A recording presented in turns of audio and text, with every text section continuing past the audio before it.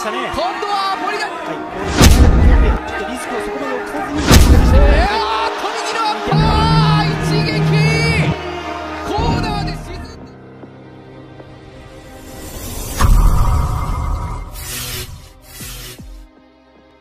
Isa na siguro ang bansang Pilipinas sa mayroong magigiting na mandirigmang boksingero tulad na lamang nila Nonito Donaire, Janriel Casimero, Donnie Nietes at ang ating pambansang kamao, Manny Pacquiao. Sila ang mga pambato nating nagbigay karangalan sa ating bansa at marami pa nga pong susunod na mga makabagong henerasyong Pilipinong boksingero sa mga alamat na ito, lumaban sa mga banyaga at nagbigay karangalan sa ating bansa at nagtiyaga para maging isang kampyon.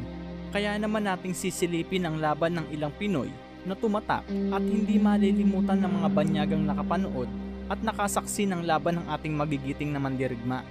Unahin na natin mga idol, ang tubong Davao City, Davao del Sur, ang tinaguriang hitman ng Philippine boxing na si J.R. Inson na nooy daladala ang perpektong kartada na 13-0 upang sagupain ang Japanese fighter na si Ryo Tayada na may kartadang 12 panalo, 10 ay tinapos via knockout at 3 talo lamang.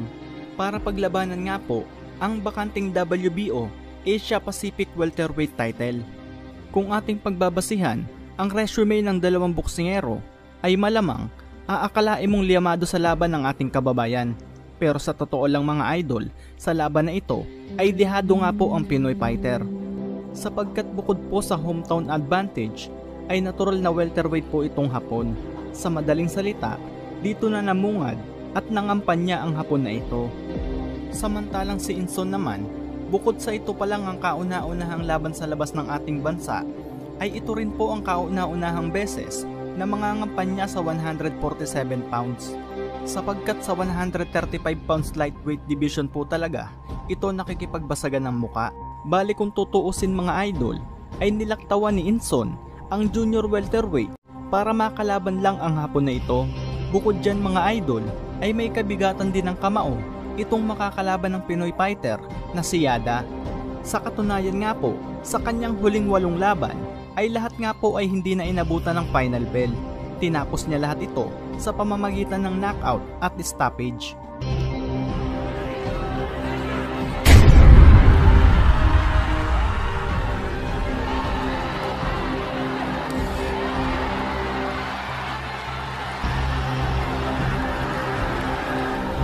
Sa naganap na weigh-in naman ng dalawang fighter ay tumimbang ang Hapon ng 146.5, samantalang ang dumayong Pinoy naman ay tumimbang ng 143 pounds lamang. Kaya naman, pagdating sa bigat at laki ay dihado talaga ang ating kababayan. Pero gayon pa man mga idol, na kahit na pumasok sa kumunoy ang ating pambato, ay nagawa pa rin naman itong manggulat sa laban. Sa early rounds mga idol, nagpakita agad ng pagiging agresibo ang Hapon. Samantalang ang Pinoy fighter naman ay tila nakikiramdam pa lang kung gaano ba kalakas ang kalaban.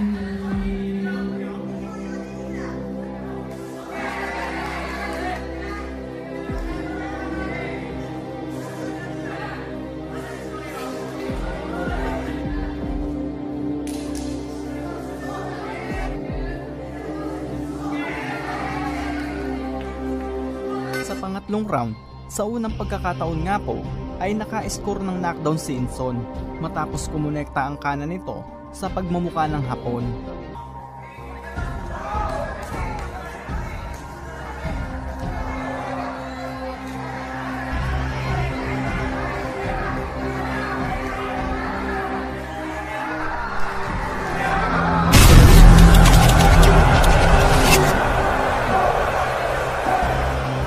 bago nga po magpatuloy ang laban, ay tinawag nga po muna ng referee ang doktor upang suriin ang cut sa kaliwang kilay ni Yada. Pero agad din namang ipinagpatuloy ang laban.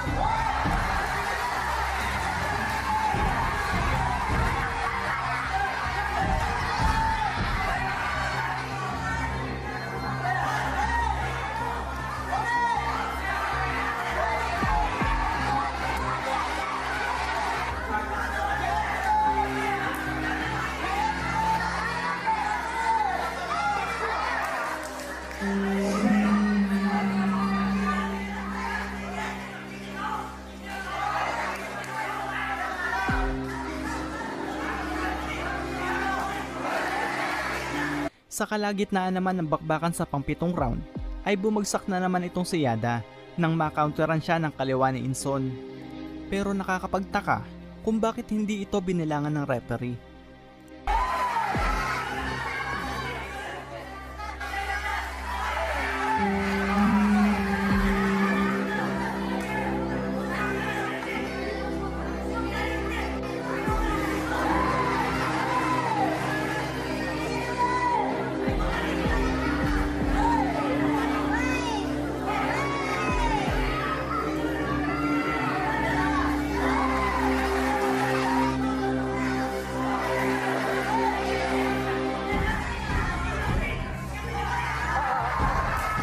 Ito yung nakakainis na parte ng laban mga idol. Dahil kung titingnan mo kasi ang anggulo kung saan nakapwesto ang tagahatol sa laban, ay napakalinaw na nakita niya ang suntok mula sa ating kababayan. At kung titingnan naman natin, ang anggulo at pwesto ng mga paa ng dalawang fighter ay hindi naman nagkabanggaan at walang tisod na nangyari.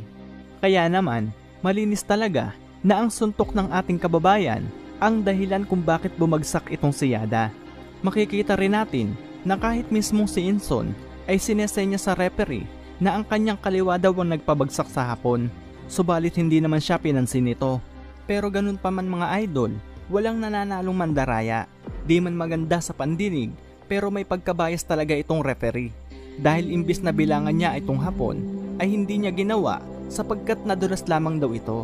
Kaya naman, imbis na may pagkakataon pa sanang makarecover kahit ilang segundo si Yada, ay mas lalo pa niya itong ipinahamak. Kaya naman na magpatuloy ang laban, muli na namang kumain ng suntok ang hapon at muli nga po ulit itong tumumba.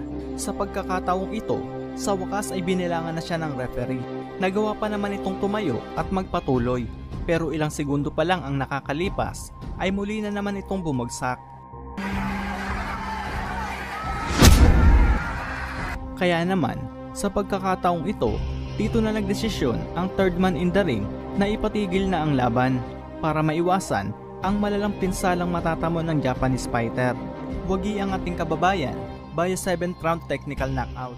Sunod naman ang tubong General Santos City, Cotabato del Sur, ang tinaguriang Doberman ng Philippine boxing na si Dave Apolinario, kung saan nakasagupa nito ang Aprikanong si Gideon Buthelezi para sa bakanting IBO World Flyweight title. Bagamat ito pa lamang ang naging laban ni Dave Apolinario sa labas ng ating bansa, ay hindi mo ito makikitaan ng anumang kaba, bagkus muli nitong binuhay ang interes sa boxing ng ating mga kababayan nang gulatin nito ang mga Aprikanong nakasaksi sa kanilang bakbakan. Dahil noong mga panahong iyon nga po ay tila mga naubos ang mga kampyon na ating kababayan.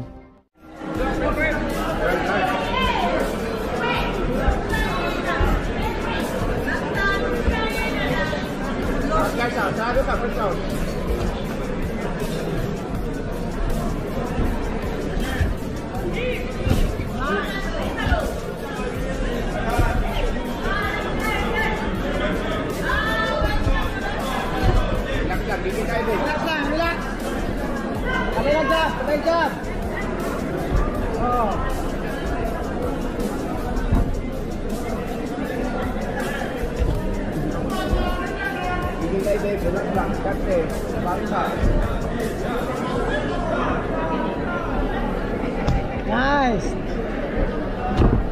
Oh. Yaw, sa'yo pa kayo, yasa. Bali sa, lato ma. Asan to, Dave? Ayan, dalawang nakas ka veterano na. Unig jab, unig jab. Oh, nice. Ano lang.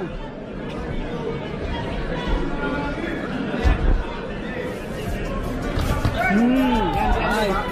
Nice.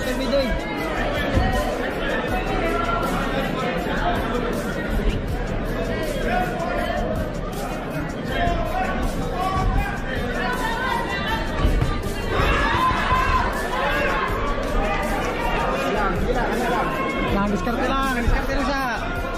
Wala padala. Busi ka raw na, isa. Buti na lang. Drop plus. Ay, sige, kalaw dinidig. Kahit mo jab, pintok na. Pintok ang jab, pintok ang jab. Pintok ang jab. Oh, nice. Dikabot na si mo, dikabot. Bang! Bang! Boom! Woo!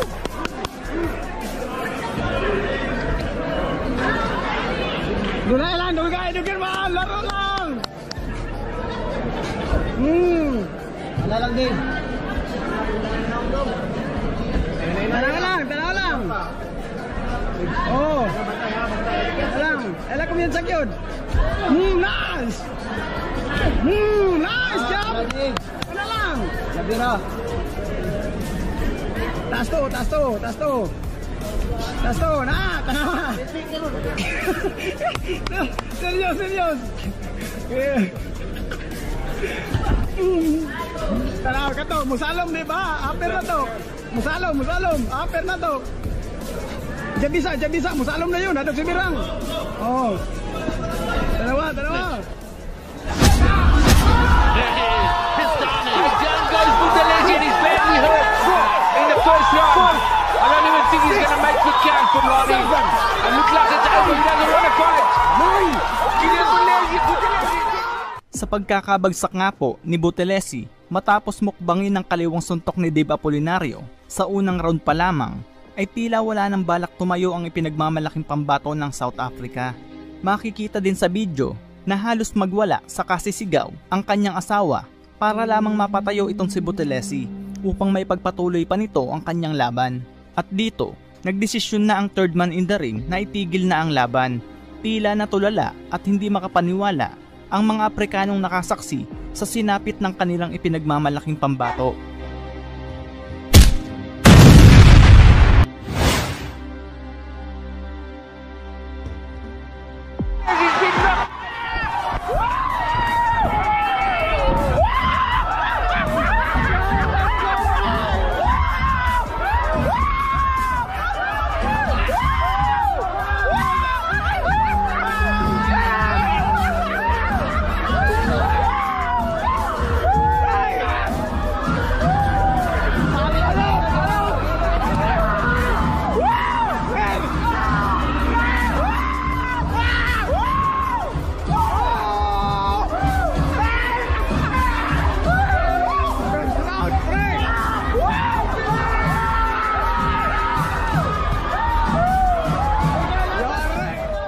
ating kababayan na si Dave Apolinario via first round technical knockout at napasa kamay nito ang bakanting IBO World Flyweight title. Halos 7 buwan lamang po ang nakalipas matapos ang laban kay Buthelezi ay napalaban naman itong ating kababayan sa Indonesian fighter na si Frankie Rohi. Sa unang round mga idol ay parehong nagpapakiramdaman ang dalawang boksingero. Naman si Rohi. Kaon mo lang. Ayaw ko patong sarip ko patong makaw. Okay, mag-relax na.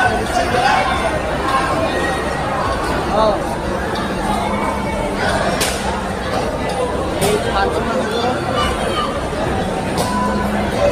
Hindi ko din isang sarip.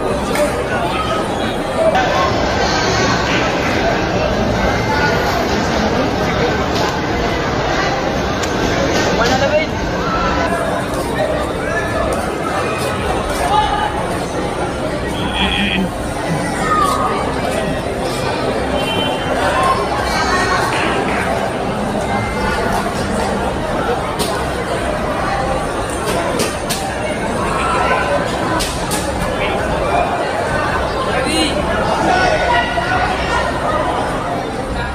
Nagwala ang mga nanonood sa laban nang ipinakita ni Apolinario ang bangis nito sa ibabaw ng lona.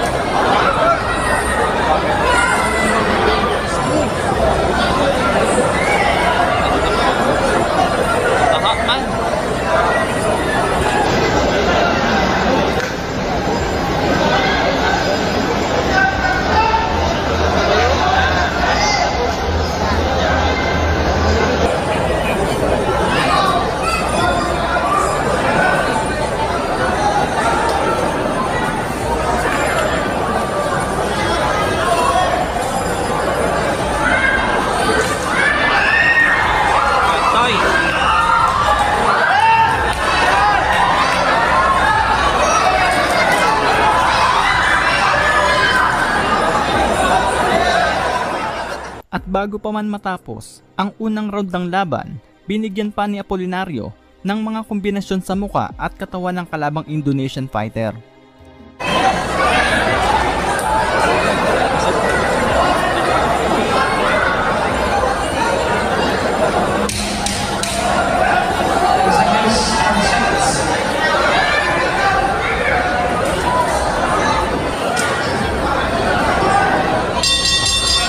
Sa pangalawang round ng laban naman ay parang naiinip na ang ating kababayan at gusto nang tapusin ang laban, at habang si Frankie Rohi naman ay walang magawa sa lakas at hindi na ipinapakita ng Pinoy.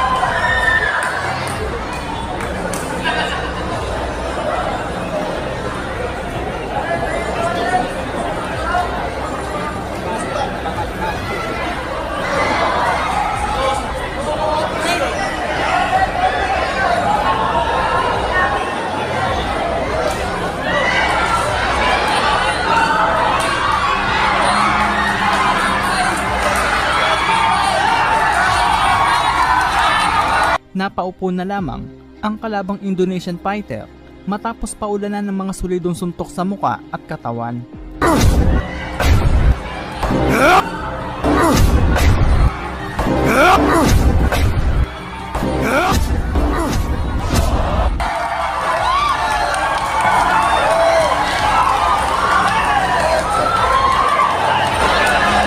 Nakatayo pa naman ito mga idol, pero wala nang ding magawa ang Indonesian fighter matapos muling paulanan ni Apolinario ng mga kombinasyon ng kawawang kalaban.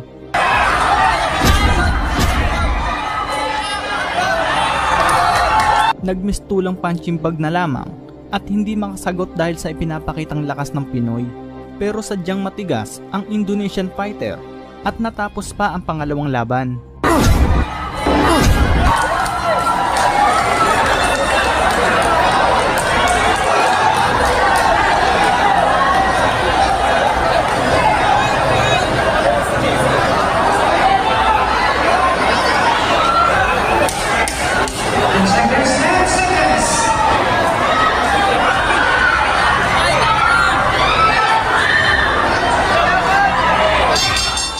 Ngunit bago pa man mag-umpisa ang pangatlong round ng laban, dahil na din sa mga suntok na sinalo at pinsalang natamo, ay nagdesisyon na ito at ang kampo nito na isuko na ang laban.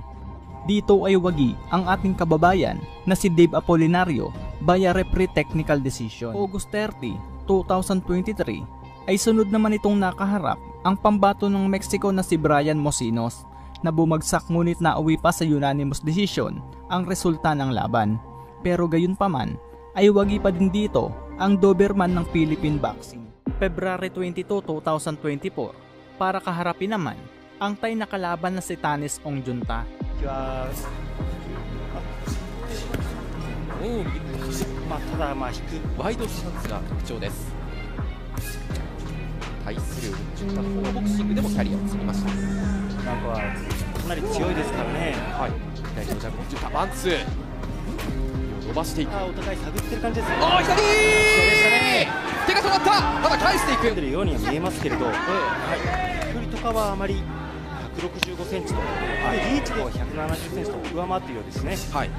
アポリナリオは165センチ余裕もなく丁寧に戦ってます。ありますか？そうですね。結構高くガードを上げています。左アップあったりはしますけれど、ただやはり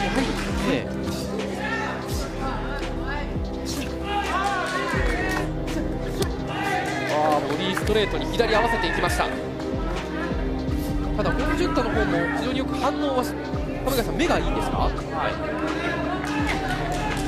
確かにこれね、そうですね。今の左も小さくナイスナイスジャブですけどね。はい。左のフックもスリッピング前に出ているのはオンジュンタが詰めた時にもう少しボディーブローを増やしても良さそうですね。下から崩してなかなか当たらないっていうことですね。合わせられそうですし、もちろん難しいんですけどね。引きながら近い距離で打ち合い。